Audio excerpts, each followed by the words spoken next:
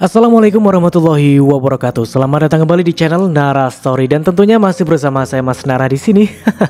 Apa kabar kalian semua? Semoga selalu baik-baik saja, sehat badannya, dilimpahkan rezekinya dan dihindarkan dari segala mara bahaya. Amin. Di kesempatan kali ini saya akan menceritakan sebuah cerita drama rumah tangga dengan judul Melawan Restu, melanjutkan dari part sebelumnya. Oke, seperti biasa sebelum ke ceritanya, bagi kalian yang belum subscribe channel Nara Story, silahkan bisa subscribe dulu lah. Dan aktifkan lonceng notifikasinya agar kalian tidak ketinggalan cerita menarik dari channel Nara Story. Dan jangan lupa juga untuk share and like, tentunya agar Mas Nara lebih semangat lagi untuk menghibur kalian.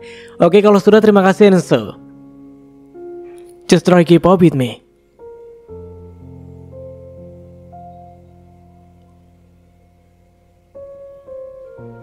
Tidak apa-apa Mbak Sari, lakukan saja tugas Mbak Sari, balas Naina seraya melempar senyum. Semua yang ada di rumah itu tentu saja harus tunduk pada sang majikan.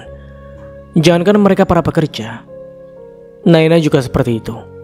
Jadi dia tidak marah ketika Sagara mencari tahu tentang aktivitasnya pada para asisten rumah tangga. Mengemudikan mobil, Naina menuju kedai tempat dia membuat janji dengan Rashid. Aku sering lewat sini, tapi baru pertama kali mampir. Ternyata tempatnya nyaman ya, ucap Rashid yang ternyata sudah tiba lebih dulu. Dia baru memesan kopi saja. Katanya menunggu Naina agar mereka bisa sarapan bareng. Bukti seperti apa yang kamu temukan? Naina bertanya tidak sabar sambil menunggu pesanan datang. Nanti saja, nanti aku tunjukkan habis kita makan. Aku khawatir selera makanmu terganggu, balas Rashid menunjukkan kepeduliannya. Sebenarnya selera makanku sudah terganggu sebelum aku kesini, ungkap Naina jujur. Ada masalah di rumah? Naina hanya mengulas senyum tipis. Rashid sadar jika wanita itu belum sepenuhnya bisa terbuka kepadanya. Mengeluarkan kamera dari tas ransel yang dia bawa, pria itu menyodorkan benda itu pada Naina. Dia tidak pulang beberapa hari kan? Dia bermalam di apartemen wanita itu. Ya, kebetulan salah satu temanku tinggal di apartemen yang sama. Aku memintanya untuk mengawasi dan mengumpulkan bukti-buktinya. Foto-foto Sagara dan Bianca, sebenarnya Naina sudah tidak terkejut dengan kebersamaan mereka. Bahkan Naina sering melihatnya langsung. Bianca bergelayut manja di lengan Sagara. Mereka saling tatap lalu tertawa bersama. Sagara merangkul pundak Bianca.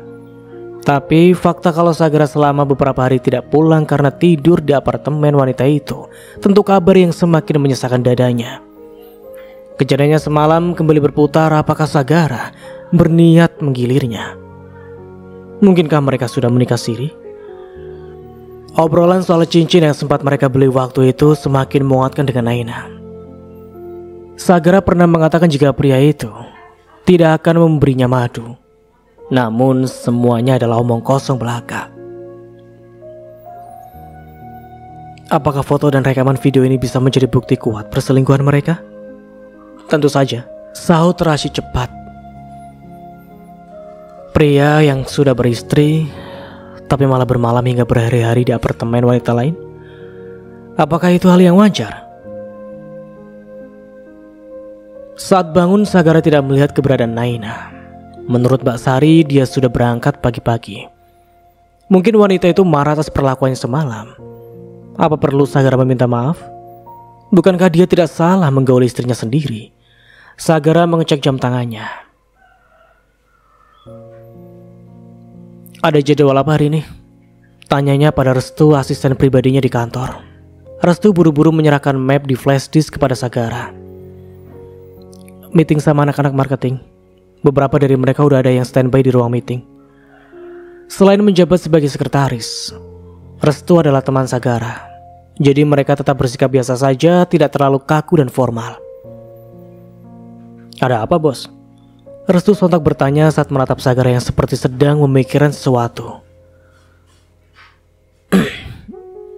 Itu leher terluka kenapa? Tunjuk Restu sedikit memiringkan kepala. Sagara seketika memegang leher yang ditunjuk oleh Restu. Ingatannya kembali pada kegiatan panasnya bersama Naina. Udah jomblo diem aja lah. Balas Sagara lalu mulai membuka surat undangan yang sudah ada di mejanya. Pria itu menghembuskan nafas pendek setelah membacanya. Ternyata Naina masih berusaha untuk berpisah dengannya. Tersenyum setelah sadar arti luka di leher Sagara. Restu pun berkomentar. Cakaran klimaks ya? Sama siapa bos? Ya istriku lah, sambar Sagara. Restu menarik bangku ke dekat meja kerja Sagara. Istri yang mana nih? Restu menyeringai. Sagara mendelik pada Restu. Kamu butuh bahan gosip. Kerjaan kamu kurang banyak. Restu menahan decak. Iya, bukan begitu. Sepertinya bos lagi banyak masalah. Aku siap mendengar. Kamu tadi yang menerima surat undangan dari pengadilan? Tembaknya langsung. Sudah paham tabit Restu yang suka kepo. Restu berdehem melihat sorot mata pria di depannya.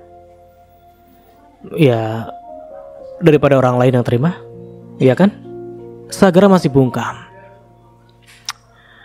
Kalau bos gak mau cerai, aku bisa mencari pengacara yang sangat bagus. Sangat mudah untuk memenangkan kasus ini. Bukan menang yang aku cari, ujarnya lalu mengambil gelas berisi air putih yang tersedia di mejanya. Meneguknya hingga kosong. Restu menaikkan sebelah alisnya menunggu Sagara memperjelas ucapannya. Namun pria itu tidak kunjung bicara lagi. Pengacara kondang siapa yang perlu aku hubungi? Marga Hutapea? Huta Barat? Atau si Tompul? Tanya Restu. Aku bisa langsung atur jadwal ketemunya. Kalian bisa langsung diskusi dan deal selesai.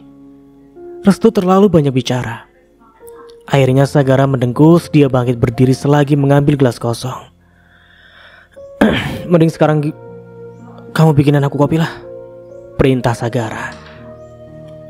Banyak yang memenuhi isi kepalanya saat ini. Dia sepertinya butuh merokok juga.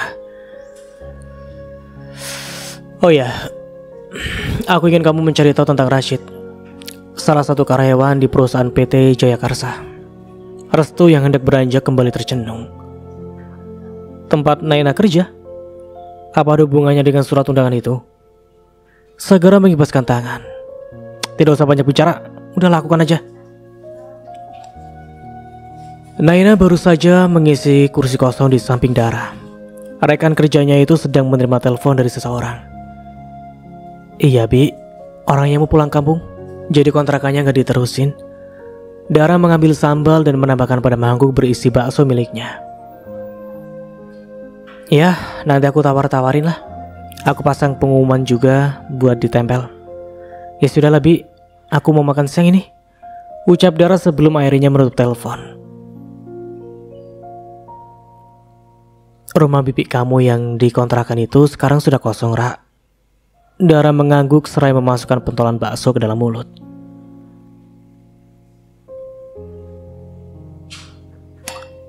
Aku mau.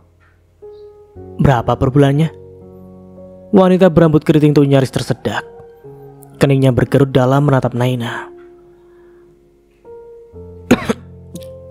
Kamu mau ngontrak? Tanya Dara setengah mencibir. Naina sudah ditinggal di istana dengan berbagai fasilitas. Apa dia bermaksud bercanda? Namun anggukan serius istri direktur itu membuat Dara tercenung sesaat. Ternyata hidupmu complicated ya.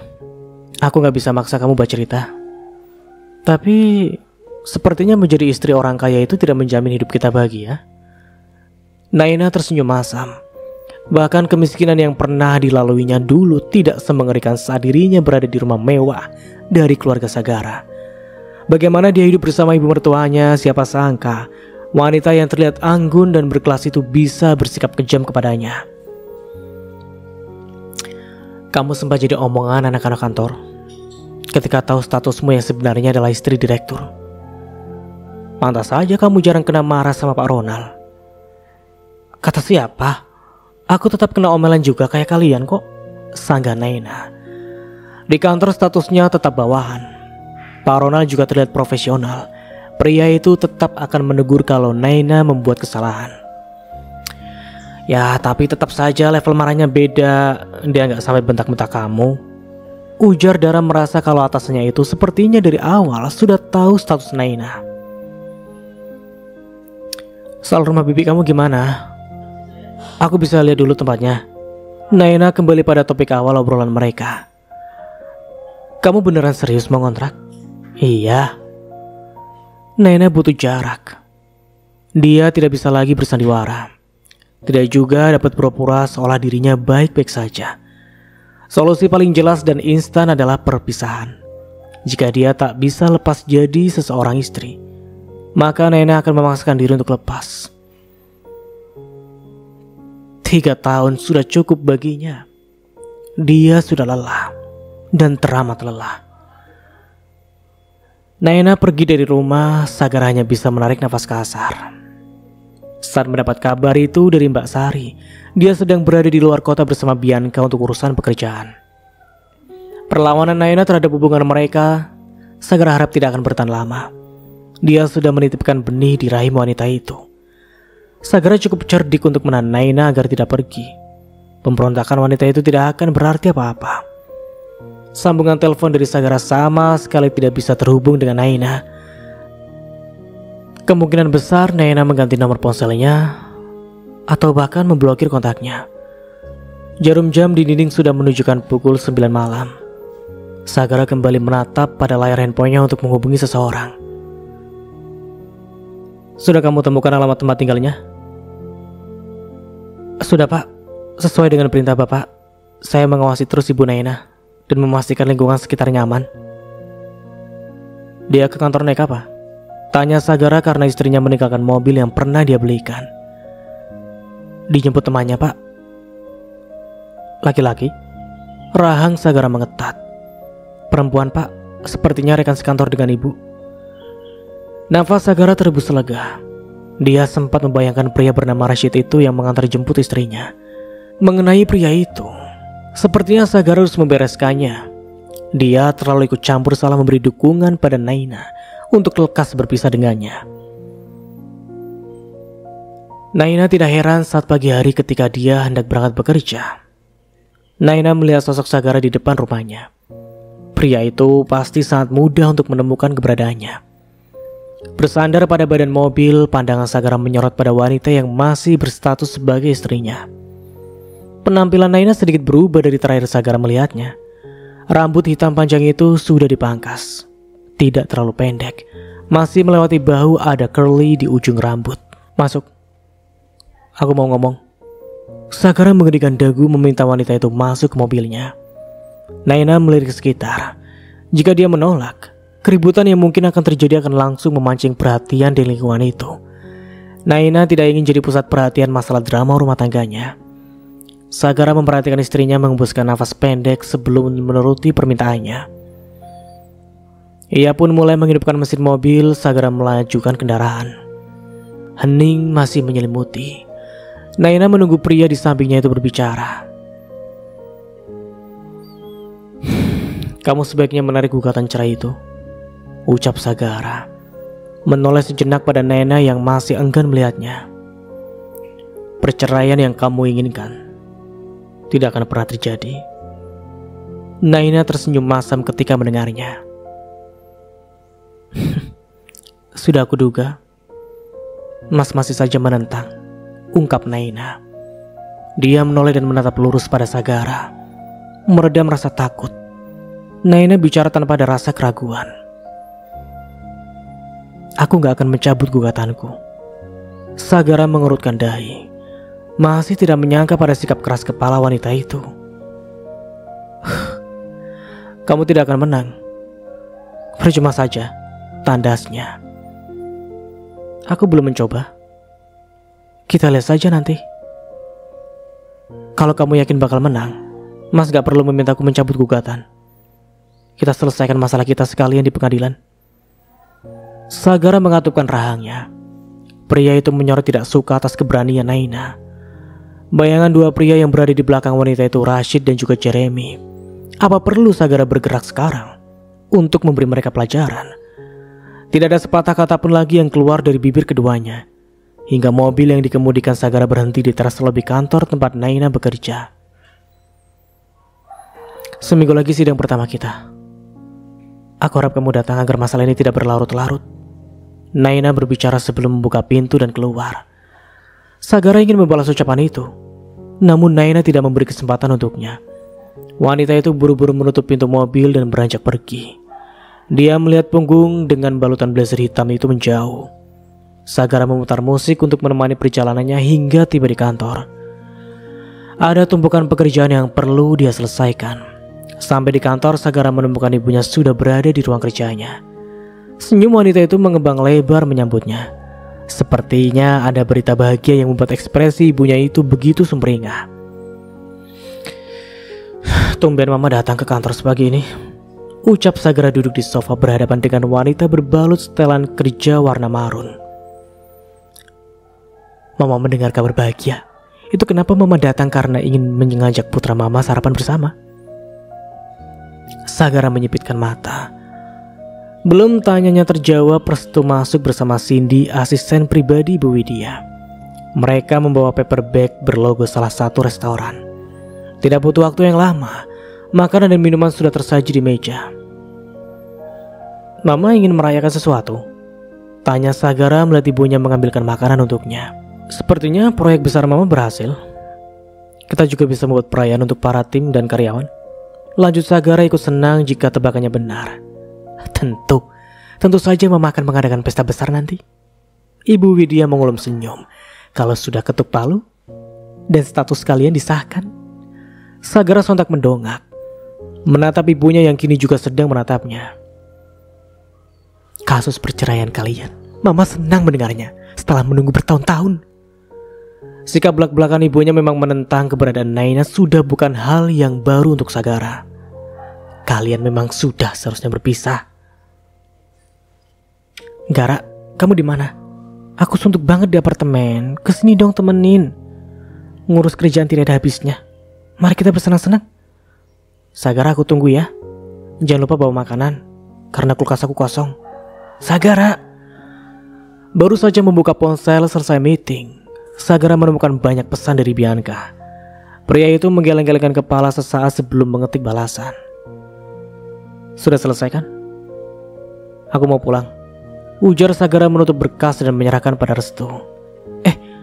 Baru jam segini katanya mau refreshing. Aku siap menemani bos. Saut Restu melihat Sagara yang beranjak dari kursi kebesarannya.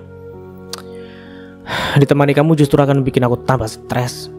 Sagara menepuk pundak asistennya itu dan beranjak keluar ruangan.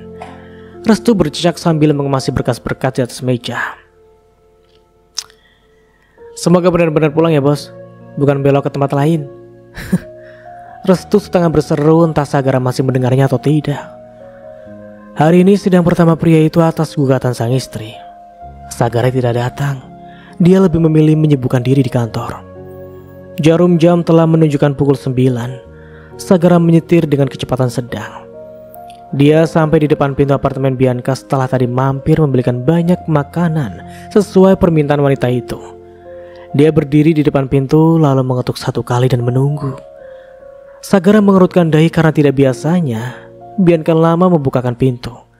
Saat tangannya hendak kembali mengetuk, pintu pun terkuak. Sosok yang kini berdiri di depan pintu beradu pandang dengan Sagara. Selama beberapa saat keduanya membeku. Mana Bianca? Apa yang kamu lakukan di sini? Tanya Sagara dengan mata menyorot tajam. Ya kamu sedang menikmati kebersamaan lah setelah sekian lama tidak berjumpa. Pria itu menjawab seraya terkekeh, menatap Sagara dan seringai dengan mengejek. Siapa Hani? Suara Bianca terdengar. Lalu wanita dengan balutan piyama tipis itu muncul dari balik punggung pria yang bertelanjang dada. Bianca bergerak keluar dengan mimik wajah terkejut sekaligus merasa bersalah. Dia berada di sini, kamu yang mengundangnya atau dia datang sendiri? Sagara. Sorry, aku dan Rian. Jawab Bi, dia yang datang sendiri apa kamu yang mengundangnya? Potong Sagara dengan nada suara meninggi. Bianca tampak salah tingkah. Aku yang mengundangnya, ucap Bianca pelan. Kami berdua balikan. Timpal Rian merangkul pundak Bianca. dan mendaratkan kecupan di pipi wanita itu. Sagara melengos. Tangannya terkepal hendak menyerang pria itu, namun gerakan Bianca lebih cepat mencegahnya.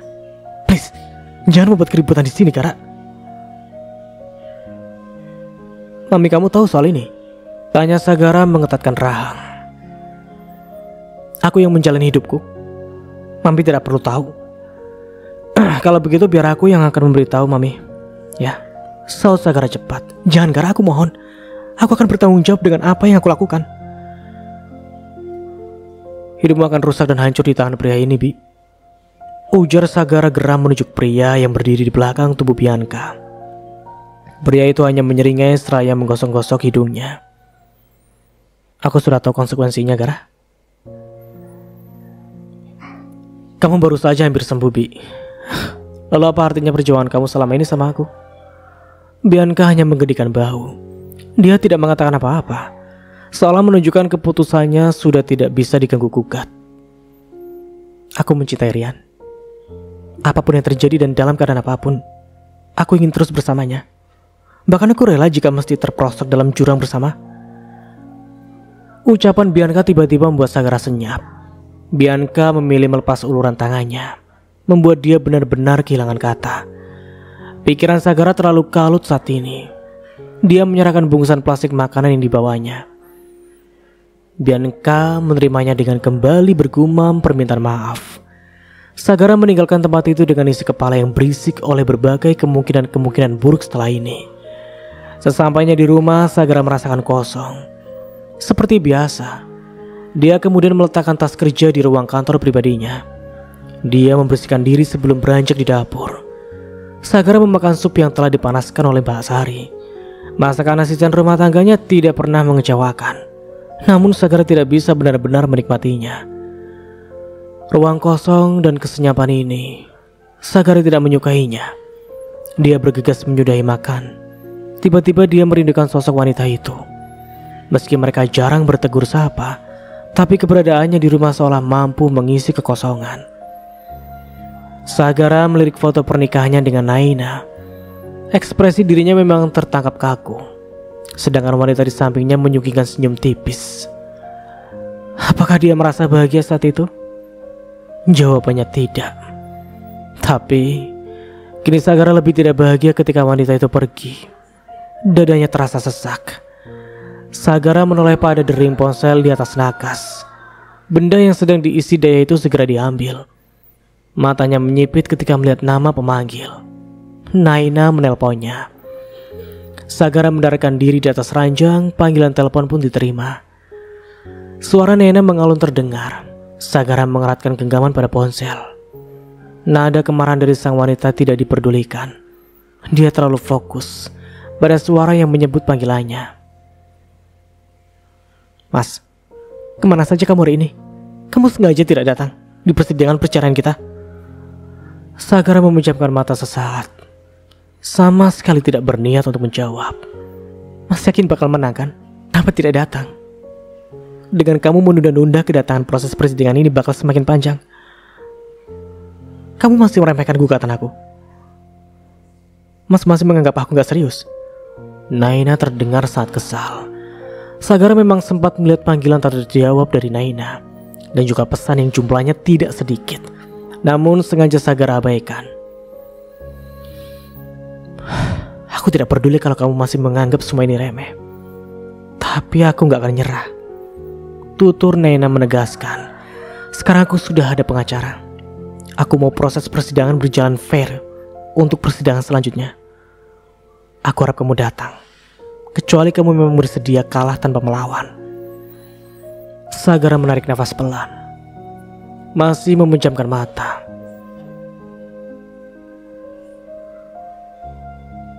Suaranya sedikit serak ketika dia berucap, "Kamu sudah makan?" Ada sepi yang mengisi. Naina tidak langsung menjawab soalnya dia terlalu terkejut untuk berbicara.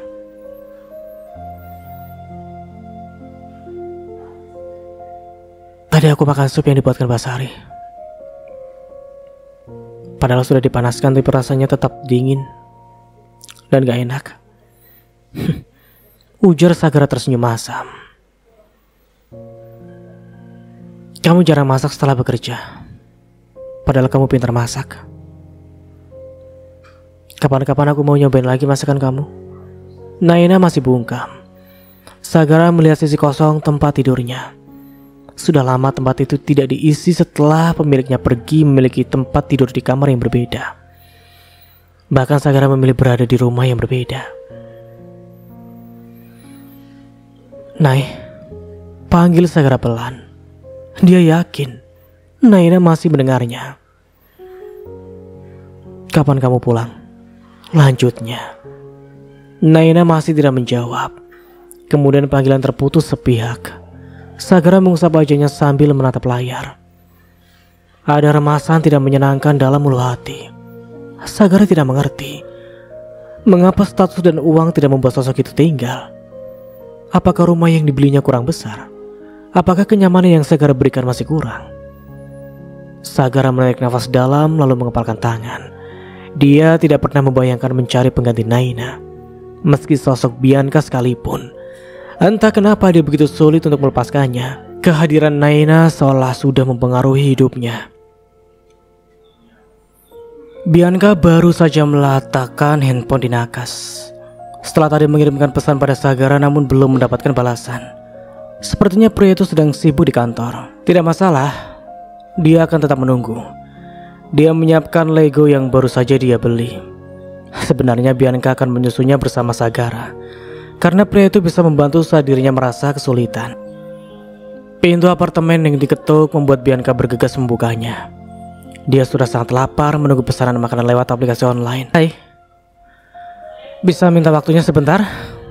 Seira adik Sagara berdiri di balik pintu meski Bianca akrab dengan Sagara dan juga Ibu Widya, tapi tidak dengan adik perempuan Sagara. Ia membuka pintu lebih lebar. Bianca mempersilahkan wanita berpostur tinggi itu untuk masuk. Aku cukup surprise kamu datang ke apartemenku, ungkap Bianca jujur. Ada setitik rasa bahagia di hatinya. Kebetulan aku baru ketemu temanku di lantai 8. Dan ingat kamu juga tinggal di apartemen ini.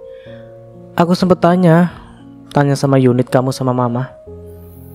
Tapi melihat dari ekspresi yang ditunjukkan Seira, ada hal yang sepertinya kurang menyenangkan yang akan terjadi. Nafas Bianca terhembus tak tenang. Mau minum apa? Tawarnya. Seira langsung mengempaskan bokongnya di sofa. Tidak usah, tolak Seira. Langsung aja ya. Kamu tahu Mbak Naina menggugat cerai Mas Sagara? Tubuh Bianca langsung menegang. Perlahan dia duduk dengan rasa was-was. Lalu apa hubungannya denganku? Bukankah hubungan mereka tidak sedang baik-baik saja? Sagara juga menikahinya karena terpaksa. Mama Widya tidak merestui karena wanita itu tidak selevel dengan kita. Dia tidak pantas dengan Sagara. Sorot mata adik Sagara menajam. Lalu menurutmu perempuan pecandu sepertimu yang pantas, begitu?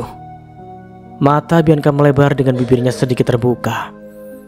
Alis Seira terangkat. Kaget. Aku bisa tahu rahasia kamu.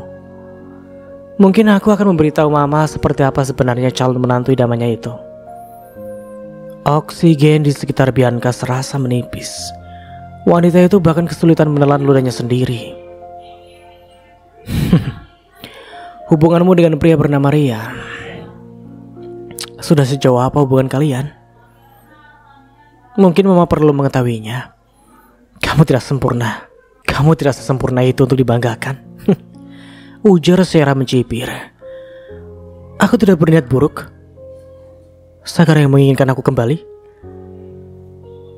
Mas Sagara membantumu sembuh dari kecanduan karena kamu sahabatnya dari kecil. Bukan berarti dia mengharapkan kamu menjadi pengganti Mbak Naina. Seira mengungkapkan pikiran dan analisanya. Apa Mas Sagara pernah mengatakan perasaannya? Menjanjikan akan menikahimu? Cecar Seira. Dia tahu kalau kakaknya bukan tipe pria yang mudah mengungkapkan isi hatinya. Bianca menggeleng lemah. Padahal dia sangat yakin bisa memulai lagi hubungannya dengan Sagara, melanjutkan perjodohan mereka yang sempat gagal. Apalagi dia mendapatkan dukungan dari Ibu Widya. Mas Sagara sampai kapanpun tidak akan menceraikan Mbak Naina. Itu yang pernah dia katakan padaku dan juga Mama. Ungkap Syera menatap wanita yang sepertinya tampak tertekan dengan kalimatnya. Seperti Mama yang bertekad untuk terus menjodohkan kalian, aku juga bertekad untuk terus mempertahankan Mbak Naina sebagai iparku. Imbuhnya tegas. Selama beberapa detik hanya keheningan yang melingkupi. Jangan pernah memanfaatkan kebaikan Mas Sagara. Aku turut mendukung jika keinginanmu untuk sembuh dari kecanduan datang dari diri sendiri. Bukan karena kamu hanya ingin mencari simpati Mas Sagara setelah dibuang oleh pria bernama Rian. Kata Syera bicara dengan lugas dan raut muka penuh penilaian. Bianca semakin tidak tenang ditatap sinis oleh Syera. Seperti apapun kondisinya, adik Sagara itu tetap tidak akan berempati kepadanya. Syera bangkit dari sofa.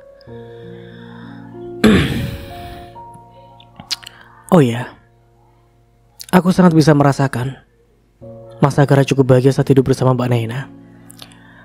Jika kedepannya aku melihat keadaan mereka semakin buruk, aku terpaksa mengungkap skandalmu. Bianca memilih bergeming. Di mata Syera dia sudah terlihat sangat buruk. Sepeninggalan adik Sagara itu, dia mendengus keras, menghamburkan potongan Lego yang belum sempat disusunnya. Mendadak mood Bianca buruk. Wanita itu menyambar ponsel miliknya. Syera, benar. Mungkin Sagara mengulurkan tangan untuknya hanya sebagai seorang sahabat. Nyatanya pria itu masih selalu membela Naina. Bianca kembali membuka nomor yang sempat dia blokir. Dia bertemu dengan pria itu sekitar seminggu yang lalu secara tidak sengaja. Hai Rian, aku memaafkanmu. Bisa kamu datang ke apartemenku sekarang? Surat pemberitahuan tentang penundaan persidangan hingga bulan besok masih tidak masuk akal bagi Naina. Awalnya ketidakhadiran tergugat hanya mengakibatkan sidang diundur hingga 2 minggu ke depan. Bagaimana bisa sidang tiba-tiba ditunda hingga bulan depan? Alasannya kondisi kesehatan hakim yang sedang tidak baik. Terang Jeremy. Naina menghembuskan nafas panjang. Kata mereka penurunan surat tugas ke hakim lain jauh lebih lama. Kasus yang mereka tangani bulan ini itu sudah numpuk. Jadi harus diundur sampai bulan depan.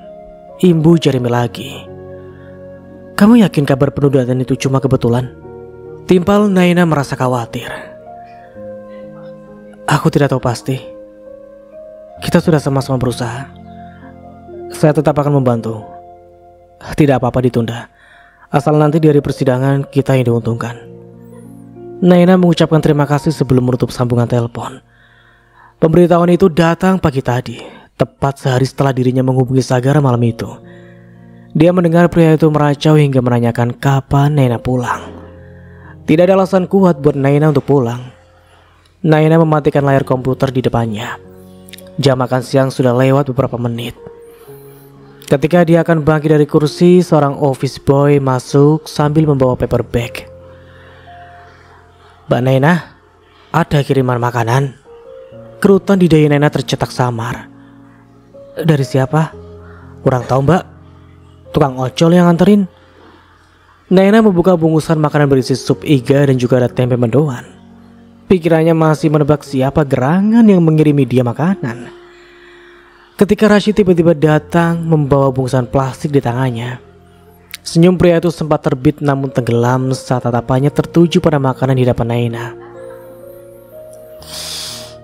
Aku pikir kamu malas keluar. Jadi tadi aku bungkusin makanan buat kamu.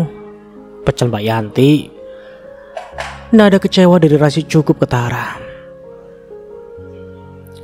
Pengirim makanan ini tidak jelas. Aku takut akan memakannya, saut Naina. Rashid buru-buru menyodorkan bungkusan di tangannya. Kalau gitu makan ini aja, dijamin aman. Naina tersenyum tipis. Sebenarnya dia tidak sedang nafsu makan. Sempat tergoda saat mencium aroma sop iga, tapi dia tidak berani mencicipi.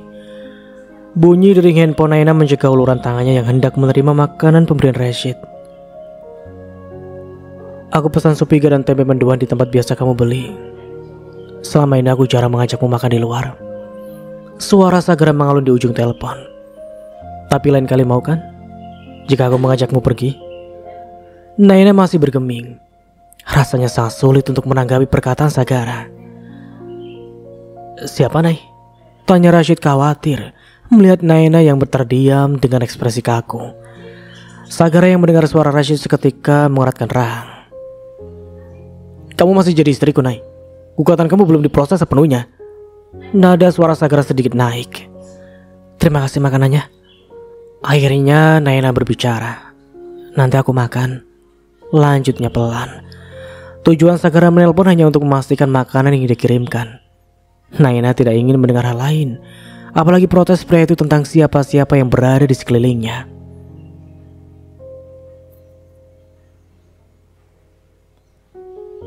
Sorry, Nay, kita gak bisa bareng. Aku mau mampir ke tempat adik sepupuku. Ada acara akikoh. Ujar Dara memberitahu Naina yang masih sibuk membereskan meja kerjanya. Naina menganggukkan kepala seraya melempar senyum. Iya, gak apa-apa, aku bisa pesan ojek online. Ya udah, oke. Aku cabut duluan ya. Keburu acaranya dimulai. Dara berlalu sambil melambaikan tangan. Naina bertemu Rashid di depan pintu lift. Wanita itu masih merasa tidak enak perihal makanan siang tadi. Terpaksa dia menolak makan siang yang dibeli Rashid. Sup iga dari Sagara lebih menggugah seleranya, apalagi makanan itu dibeli dari kedai langganan Naina.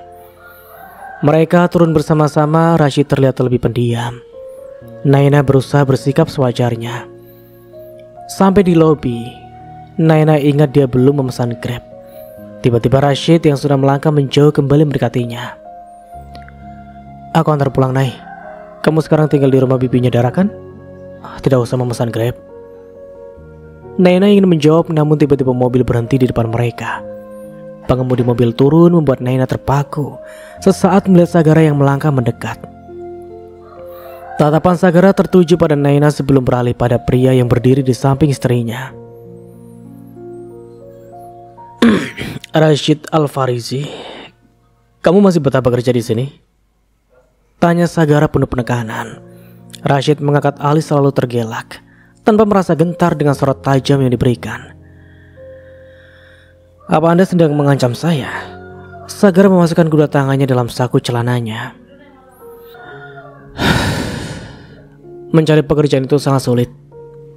Gunakan kesempatan bekerjamu dengan baik.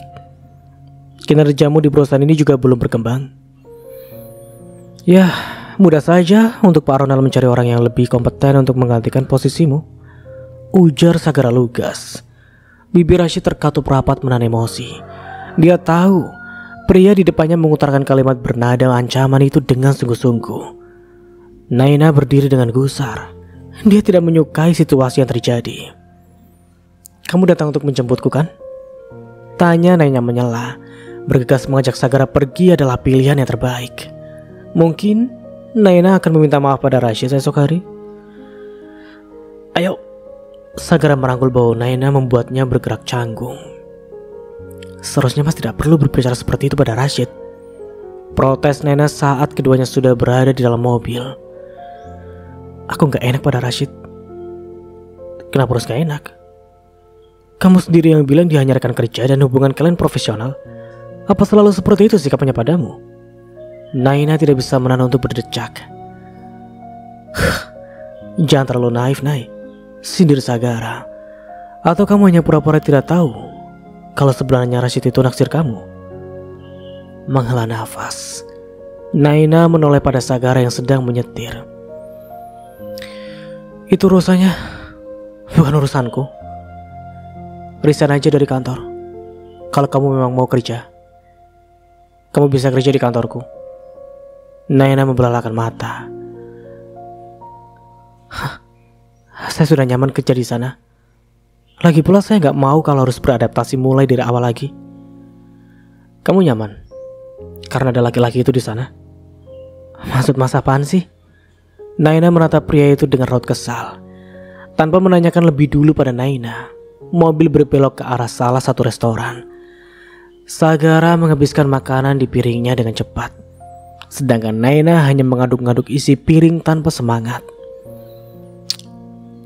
Diaduk-aduk begitu tidak akan bikin isi piring kamu berkurang. Apa aku harus membantu menyuapimu? Ekspresi Sagara tetap datar saat mengatakannya.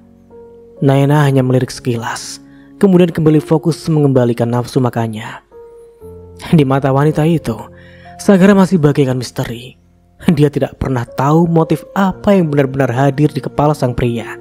Salah satunya adalah motif dari tindakannya yang ingin tetap mempertahankan rumah tangga. Naina kembali sibuk di balik meja kerjanya. Penawaran Sagara tentang resign dan pindah kerja ke kantor pria itu tidak dia hiraukan. Mereka akan berpisah. Kalau mereka berada satu kantor akan terasa aneh. Lagi pula dia tidak ingin bertemu dengan pria itu setelah mereka bercerai nanti, kecuali tidak disengaja. Nay, sebuah suara samar terdengar, tapi tidak membuat Naina menoleh. Naina, kali ini nadanya dinaikkan lebih tinggi. Naina menggerakkan kepalanya, menemukan Dara yang sudah berdiri di dekat kubikelnya, membawa satu paper cup di tangannya. Kenapa? Sautnya pelan. Ada tamu di bawah. Tadi resepsionis sudah telepon kamu tapi gak diangkat. Dara menyesap minuman di dalam paper cup-nya. Katanya tamunya masih menunggu di lobi. Naina mencoba menghubungi resepsionis untuk menanyakan. Siapa tamunya? Namanya Cindy. Jawaban itu membuat kening Naina mengernyit. Dia seperti tidak asing dengan nama itu. Ia mencoba mengingat dan jantung Naina tiba-tiba berdetak lebih cepat. Cindy sekretaris Ibu Widya? Mungkinkah dia? Naina akhirnya turun ke lobi.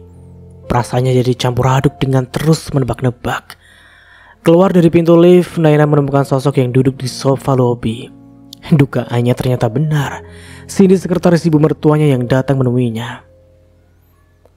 Mbak Naina, sapa wanita itu langsung berdiri saat melihat kedatangan Naina.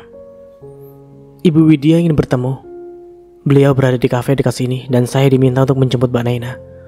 Wanita dengan balutan setelan serba hitam itu langsung bicara alasan kedatangannya itu. Tapi ini masih jam kerja, aku tidak bisa meninggalkan kantor begitu saja. Saya sudah menelpon Pak Ronald. Beliau sudah mengizinkan saya mengajak Mbak Naina keluar sebentar, saut Cindy. Semua akan mudah jika berurusan dengan jabatan dan juga kekuasaan. Jadi tidak ada alasan Naina untuk menolak. Dalam perjalanan di mobil, Naina masih meraba-raba apa yang akan dikatakan Ibu Widya kepadanya. Apa yang direncanakan wanita yang tidak mempunyai perasaan itu. Sekarang di hadapan Naina ada wanita yang kalau dia bisa memilih, Naina sama sekali tidak ingin mengenalnya. Ibu Widya. Wanita itu menatapnya dengan ekspresi yang tidak bisa dibaca. Kamu tahu? Senang sekali aku mendengar ternyata kamu sudah keluar dari rumah anakku dan telah mengajukan gugatan cerai. Tapi kenapa kamu tidak pergi sejauh mungkin? Jangan lagi berada di kota ini. Ujarnya lugas tanpa ada yang perlu ditutup-tutupi. Naina masih bergeming, duduk seraya memangku tangan yang saling bertaut, menatap was-was lawan bicaranya. Kamu mau tinggal di kota mana? Sebutkan saja. Aku akan membelikan rumah untukmu. Aku juga akan memberi modal kalau kamu ingin membuka usaha untuk menyambung hidup. Lanjut Ibu Widya memberikan penawaran. Tapi aku dan Mas Sagara belum resmi bercerai, timpal Naina.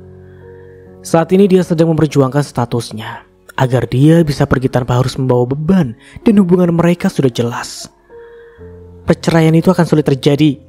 Jalan satu-satunya sekarang adalah kamu yang pergi meninggalkannya.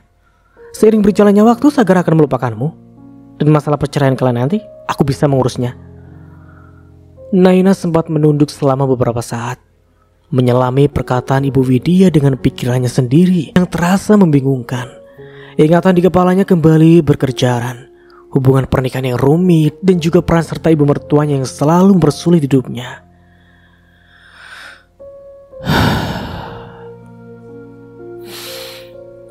Baiklah,